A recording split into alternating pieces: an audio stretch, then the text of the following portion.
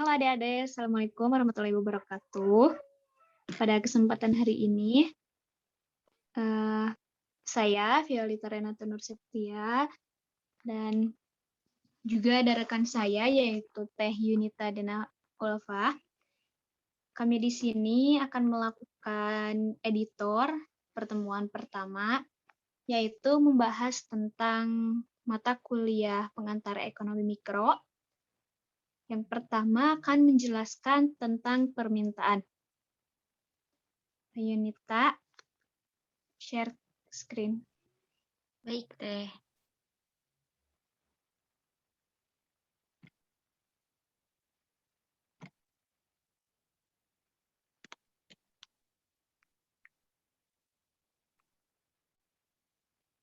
Baik ya, Dek. Untuk pertemuan kali ini, mohon maaf kami hanya bisa memberikan suatu video tentang pembelajaran hari ini. Belum bisa menggunakan Zoom secara langsung gitu.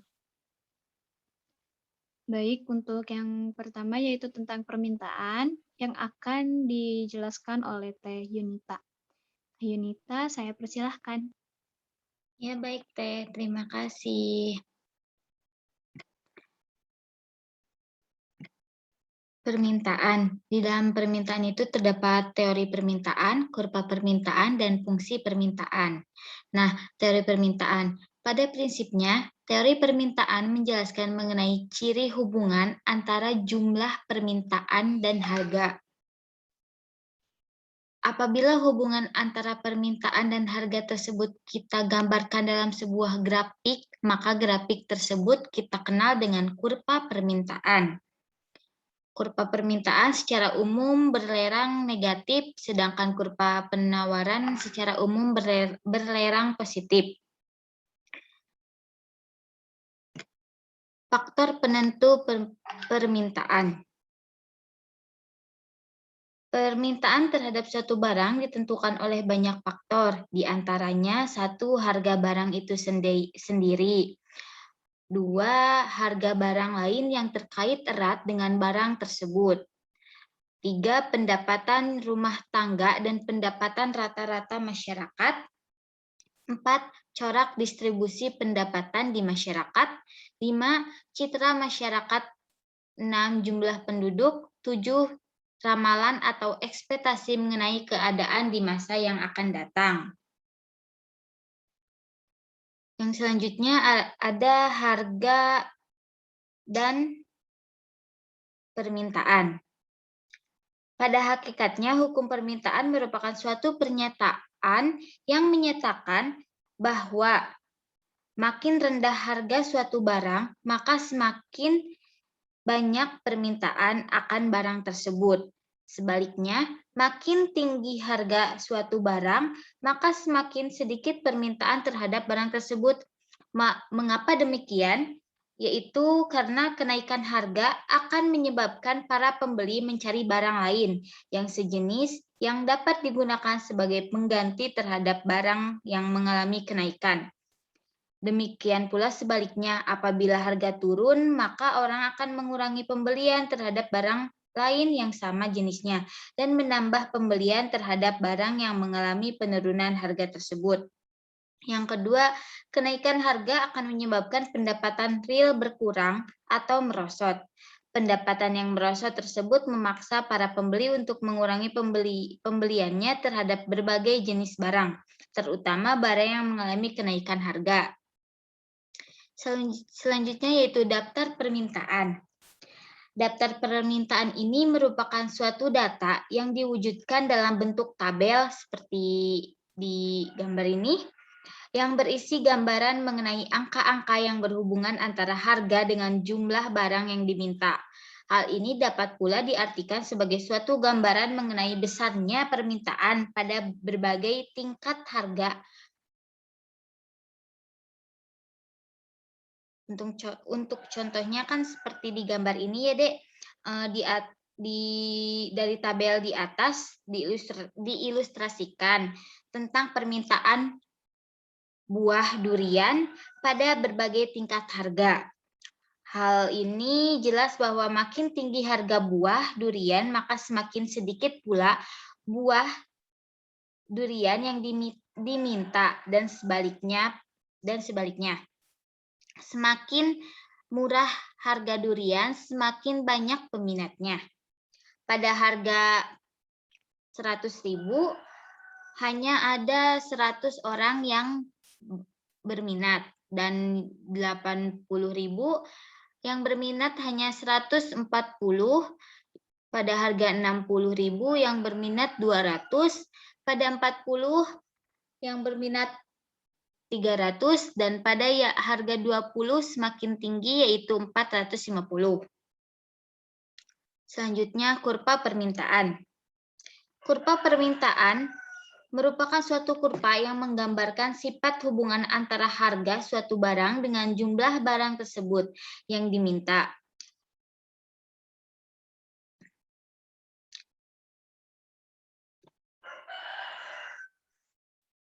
Pada gambar di sini, dengan demikian di atas, maka pada gambar di sini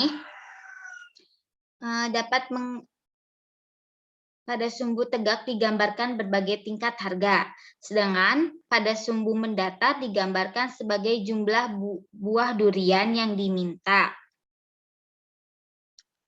Selanjutnya, permintaan individu dan permintaan pasar.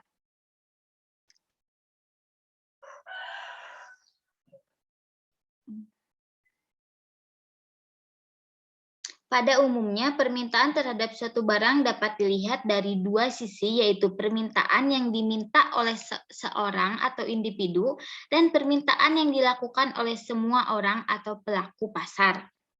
Oleh karena itu, dalam analisis ini perlu dibedakan antara kurva permintaan individu dan kurva permintaan pasar.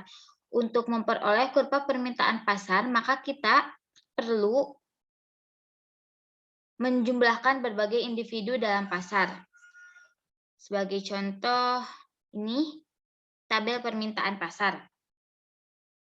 Pada tabel di atas, dapat kita dilihat suatu gambar untuk memperoleh permintaan pasar dengan menjumlahkan permintaan dari individu-individu dalam pasar. Dalam contoh ini, dimisalkan terdapat dua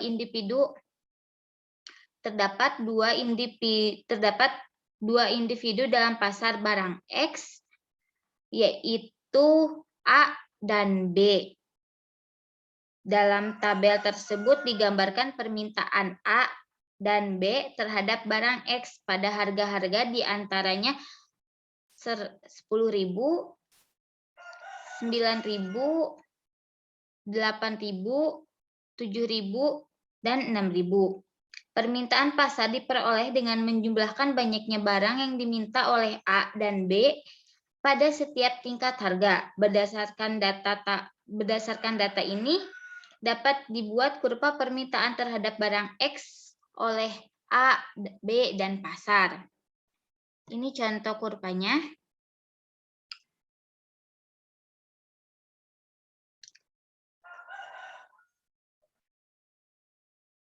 Ini.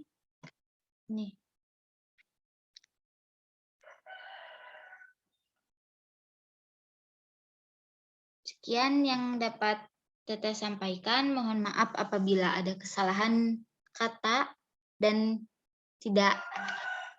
Ini saya Teteh kembalikan ke Teh Pio. Baik, Teh Yunita, terima kasih. Untuk yang selanjutnya, ada pengaruh faktor selain harga terhadap permintaan. Ini menjelaskan kembali tentang yang dijelaskan oleh Teh Yunita, yaitu pada beberapa penentu permintaan. Di slide 3 kalau nggak salah, Teh Yunita, ada yang harga barang itu sendiri, yang itu. Ini ya, Teh. Iya. Di sini saya akan menjelaskan satu persatunya. Untuk yang pertama itu harga barang itu sendiri. Jadi faktor dalam mempengaruhi harga itu yang pertama itu harga barang itu sendiri. Dan yang kedua, harga barang lain yang terkait erat dengan barang tersebut. Untuk hal ini, harga barang lain, hubungan antara suatu barang dengan barang yang lain, ini dapat dibedakan menjadi 3 jenis, yaitu yang pertama barang pengganti. Barang pengganti ini merupakan suatu barang dinamakan barang pengganti apabila barang tersebut dapat menggantikan fungsi barang lain tersebut. Contohnya seperti teh dan kopi. Teh dan kopi adalah barang yang dapat saling menggantikan fungsinya.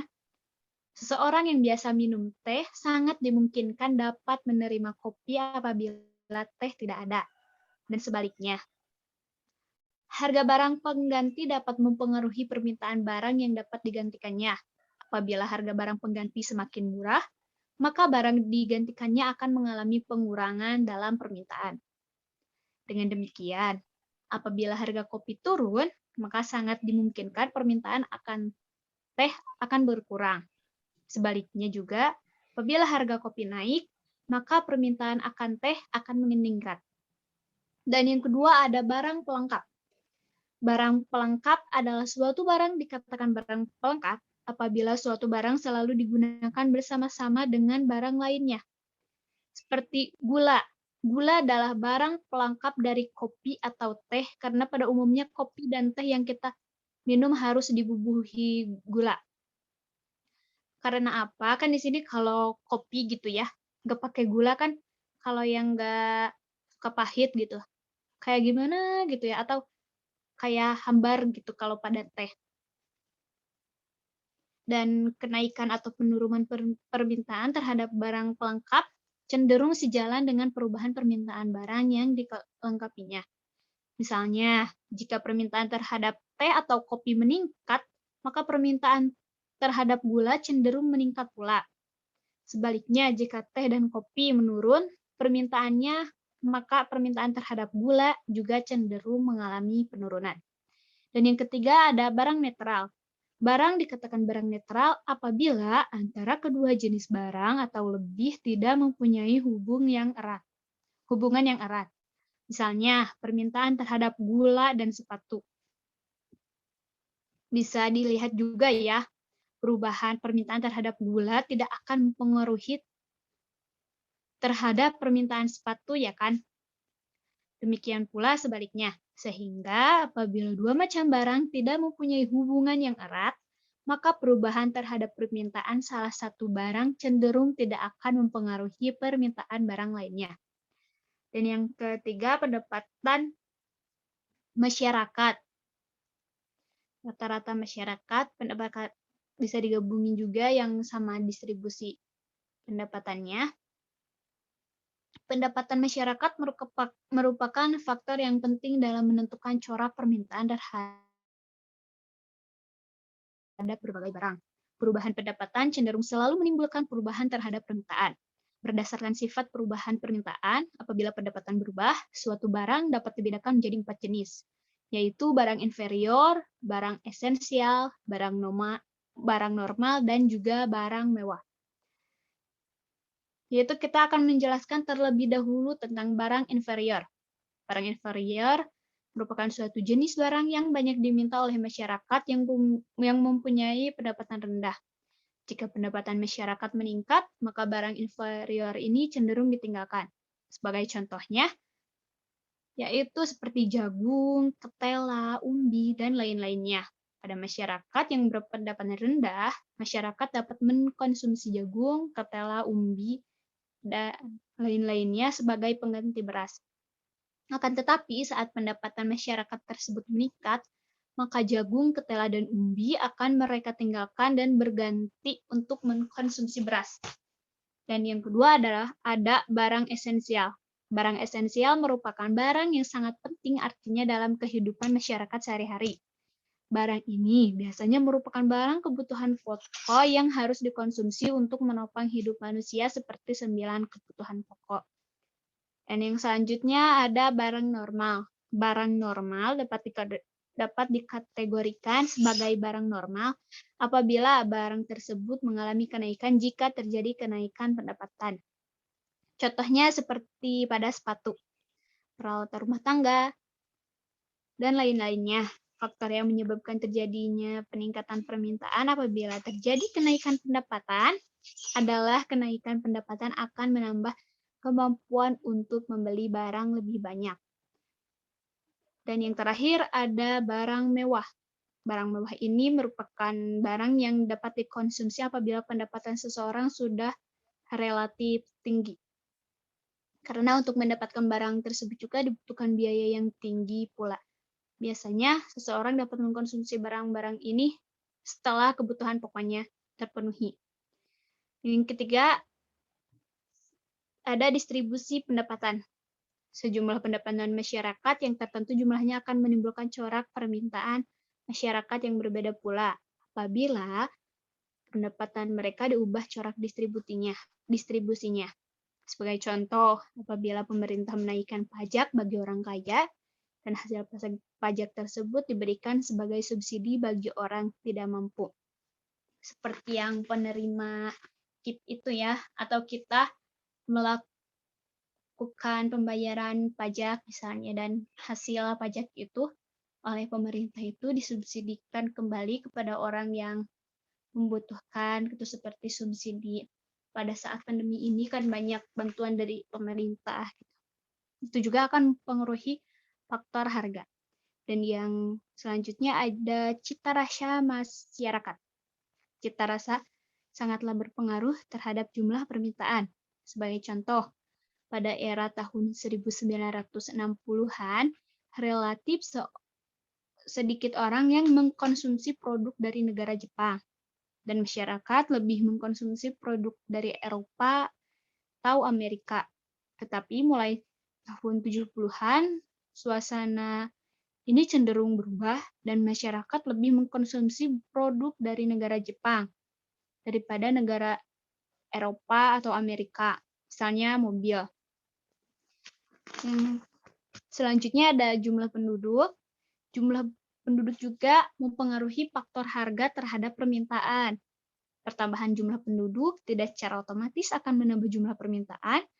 Biasanya pertambahan penduduk akan diikuti oleh perkembangan dalam kesempatan kerja. Perkembangan kesempatan kerja akan meningkatkan jumlah orang yang menerima pendapatan dan akhirnya menambah daya beli atau konsumsi di masyarakat. Dan pada pertambahan daya beli inilah yang akan meningkatkan permintaan. Dan yang terakhir, ekspektasi masa depan. Perubahan-perubahan yang sekiranya akan menguntungkan di masa yang akan datang akan mengakibatkan orang-orang berlomba untuk berusaha mengkonsumsi terhadap barang tersebut minimal sebagai investasi. Sebagai contoh, seperti sebuah bidang tanah, orang kan cenderung mengkonsumsi bidang tanah karena salah satu sifat atau karakteristik bidang tanah adalah tidak pernah terdepresiasi. Sehingga masyarakat berpikir bahwa minimal jaminan keselamatan modalnya akan lebih terjamin atau bahkan besar pula kemungkinan untuk menghasilkan keuntungan yang relatif besar. Dan next slide yang tadi Teh Yunita, yang pergeseran dan pergerakan kurva permintaan.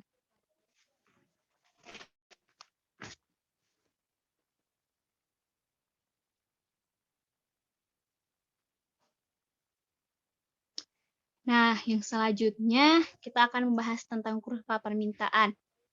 Pergeseran dan pergerakan kurva permintaan. Perubahan kurva permintaan dapat dibedakan menjadi dua, yaitu pergeseran kurva ke arah kiri atau kanan dan pergerakan sepanjang kurva permintaan. Hal tersebut disebabkan oleh dua hal pula, yakni perubahan harga maupun perubahan selain faktor harga. Dengan menggunakan grafik permintaan dan bagaimana caranya menunjukkan efek dari perubahan harga maupun perubahan selain faktor harga. Kita bisa lihat, next slide.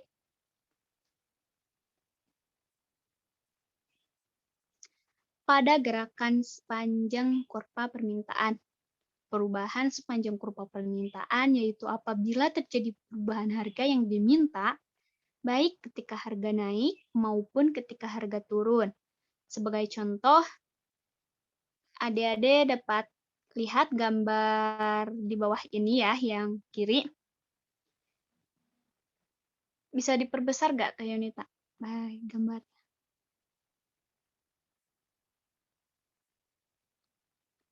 Nah, yang ini yang kiri.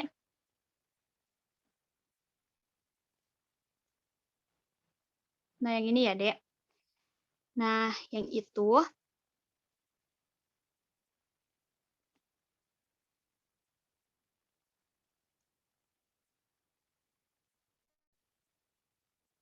nah itu.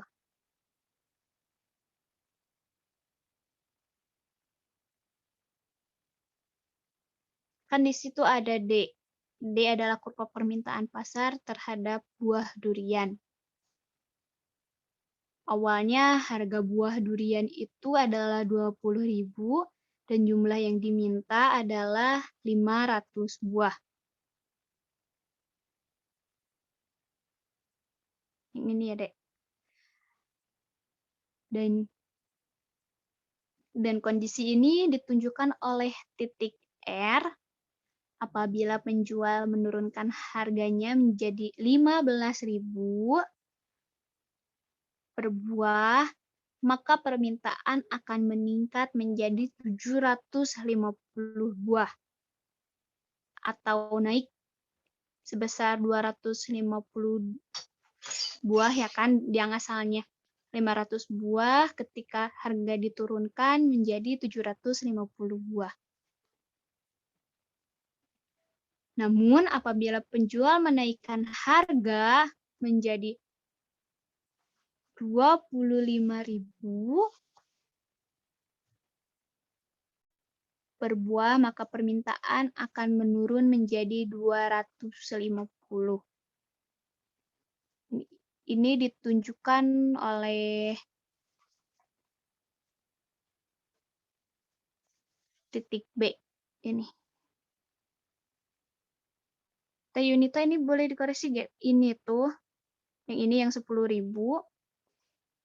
itu tuh adalah 25.000, bukan 10.000.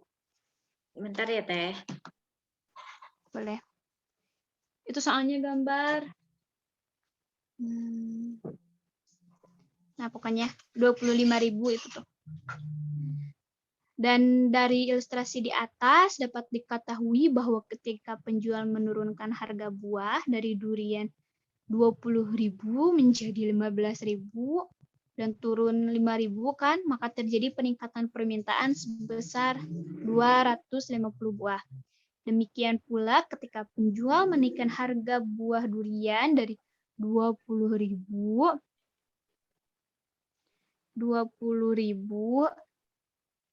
menjadi 25.000 dan menaikkan harga sebesar 5.000, maka permintaan akan menurun sebesar 250 buah. Hal ini berarti terjadi pergerakan di dalam kurva permintaan, yaitu apabila terjadi kenaikan harga, maka titik R akan bergerak ke titik B. Dan apabila terjadi penurunan, maka titik R akan bergerak ke titik A. Ya. A. Dan selanjutnya,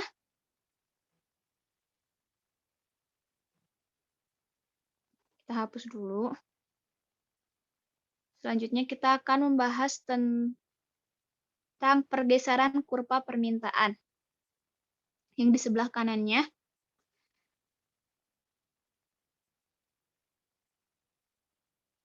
Nah,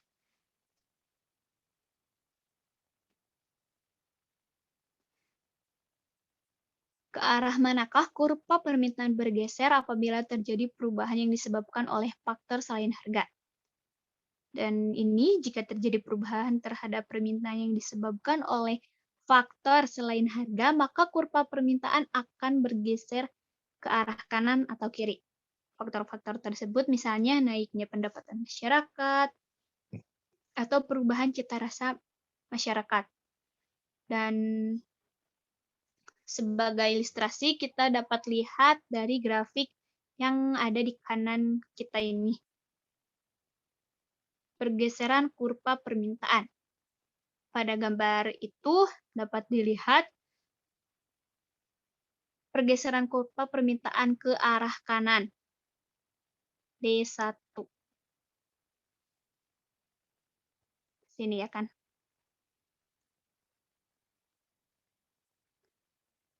Maupun ke arah kiri yang ini.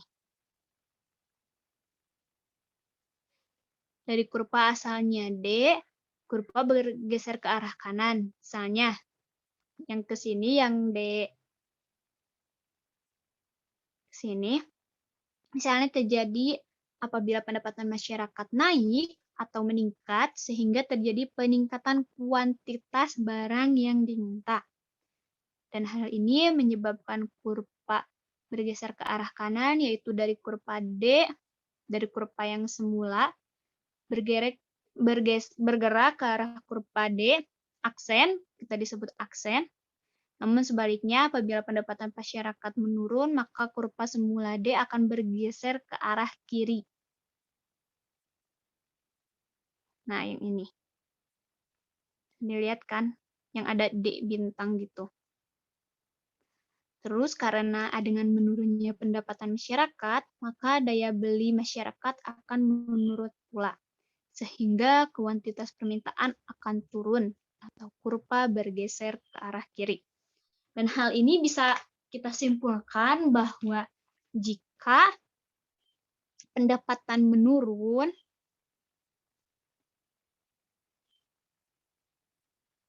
dan kuantitas permintaan akan turun juga, maka kurva D akan ke kiri dan juga sebaliknya.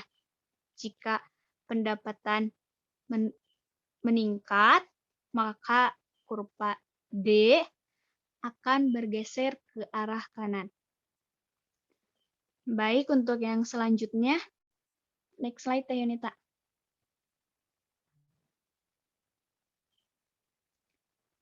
Fungsi permintaan.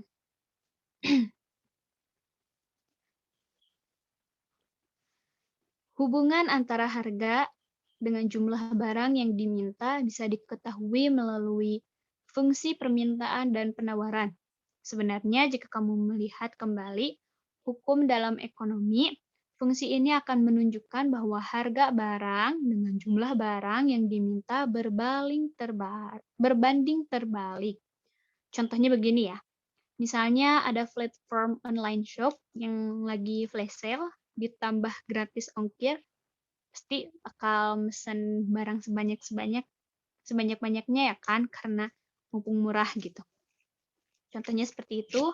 Maka dari itu bentuk fungsi permintaan secara umum adalah seperti slide ini. Selanjutnya Teh Yunita.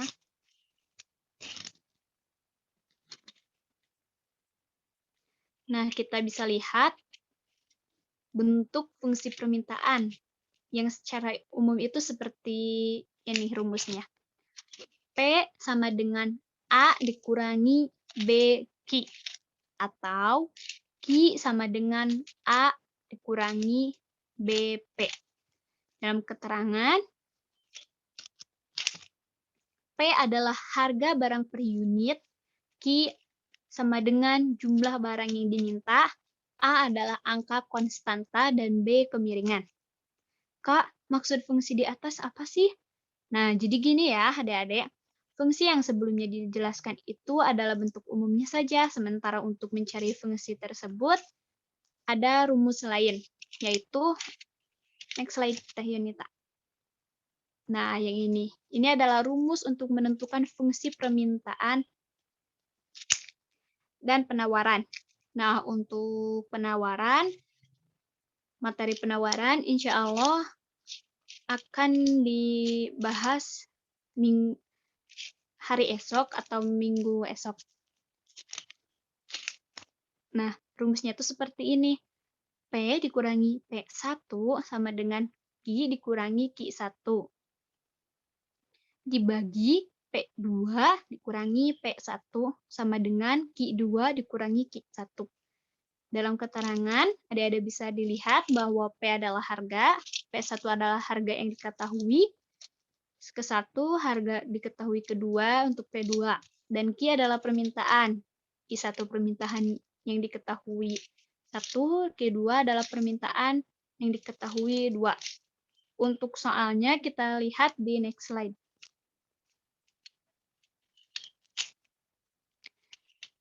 Nah, untuk ini adalah contoh dari soal fungsi permintaan. Nah, jika harga barang 60 per unit, maka jumlah permintaan adalah 20 unit. Dan jika harga barang 40 perak per unit, maka jumlah permintaan adalah 30 per unit. Tentukan persamaan fungsi permintaannya. Dalam penyelesaiannya, kita tahu bahwa P1 adalah 60, P2 adalah 40, Q1 adalah 20, dan Q2 adalah 30. Nah, untuk P1 ini kan harga yang tadi ya, yang 60 perak, dan P2 itu harga 40 tadi. Nah, untuk menjawabnya kita pakai rumus yang sebelumnya sudah dijelaskan, yaitu P dikurangi P1 sama dengan Q dikurangi Q1. Sama dibagi P2 dikurangi P1 sama dengan Q2 dikurangi Q2. Nah, untuk penyelesaiannya seperti ini. P dikurangi P1 adalah 60 sama dengan Q dikurangi Q1. Q1-nya adalah 20, kita masukkan. Dibagi P2 dikurangi P1, 40 dikurangi 60 sama dengan 30. Dan Q-nya 30, Q2-nya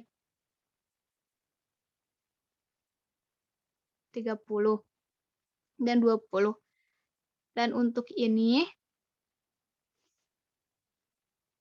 unitnya bisa itu gak yang ini nih, yang Q ini.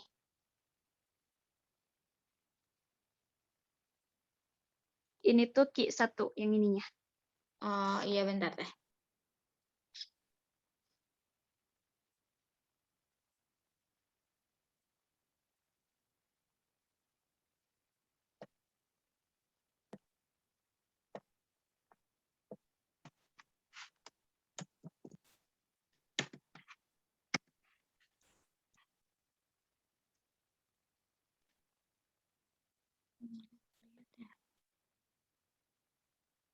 Enable editing aja, nanti dia ubah gitu.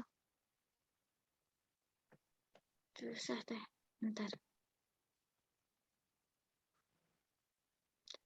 Nah, jadi yang dibiruin ini tuh, dan rumus ini tuh,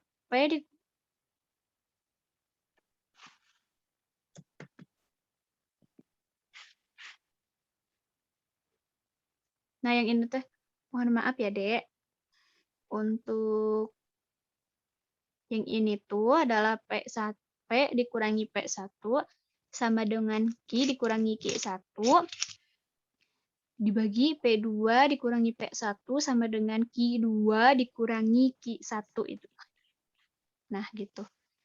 Nah, jadi kita dimasukkan ya, lanjutin yang ke 30 dikurangi 20, yang 30 itu kita ambil dari Q2, yang 20 itu kita ambil dari Q1. Oke, udah gitu kita tahu hasilnya.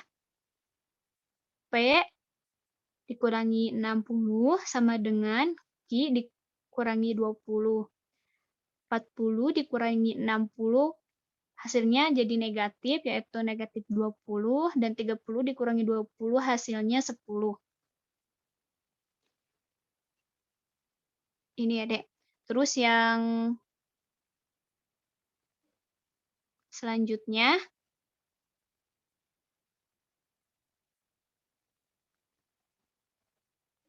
kita kali silang dan mendapatkan hasil 10P dikurangi 600. 600 itu adalah negatif 60 dikali 10.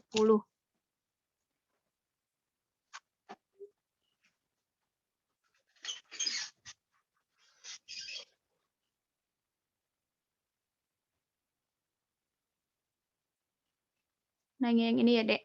Kali silang. Dan sama dengan negatif 20Q ditambah, ini tuh jadi positif karena pindah ruas ya, Dek. Negatif 20 dikali negatif 20 kita hasilkan jadi positif 400 karena negatif kali negatif sama dengan positif. Terus yang selanjutnya 10P sama dengan 20Q tambah 400 tambah 600. Ini dipindah ruasin ya yang negatif 600-nya. Lalu selanjutnya 60P dan sama dengan negatif 20Q tambah 1000. 1000 tuh hasil dari 400 tambah 600. Nah, untuk P ini menjadi penyebut. Ya, kita lanjutin. Mohon maaf. Nah, untuk 10 ini.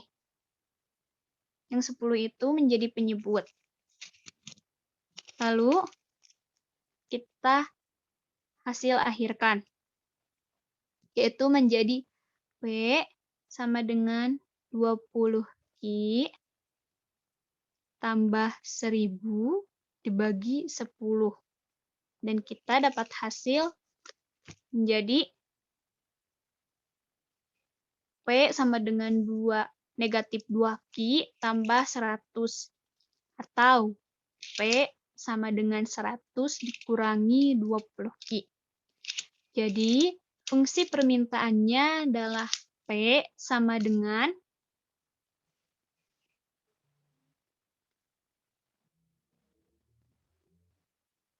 100 dikurangi 2Q. Nah, adik-adik, untuk soal fungsi permintaan seperti itu, dan tentang permintaan seperti itu, dan mohon maaf apabila ada kesalahan atau kekurangan dari teteh-teteh, karena kita juga masih belajar gitu. Nah, untuk tugas pertama gitu, bukan tugas sih. Untuk coba-coba aja ya Teh, biar paham, biar tambah paham. Apa sih gitu yang kalian tangkap dari apa yang kita udah jelaskan gitu, seperti itu. Kalian bisa nanti bisa PC bisa ke Teh Yunita atau ke saya gitu, Teh Vio, bisa menyimpulkan tentang materi permintaan hari ini. Di Nah, grup aja Teh, biar itu. Iya, bisa. Nanti bisa dikoordinasikan lagi ya, Dek. Nah, untuk hari ini, Teh Yunita, bila ada tambahan, enggak? Enggak ada Teh, udah cukup. Nah, kalau udah nggak ada, berarti kita cukupi aja untuk materi hari ini. Bila ada yang mau ditanyakan, nanti bisa di WA grup aja ya. Kalian tanyakan, sebutkan nama dan NPM-nya masing-masing. Baiklah, sekian dari kami. Mohon maaf apabila ada kesalahan dan kekurangannya. Kami undur diri. Wassalamualaikum warahmatullahi wabarakatuh. Semangat teman-teman.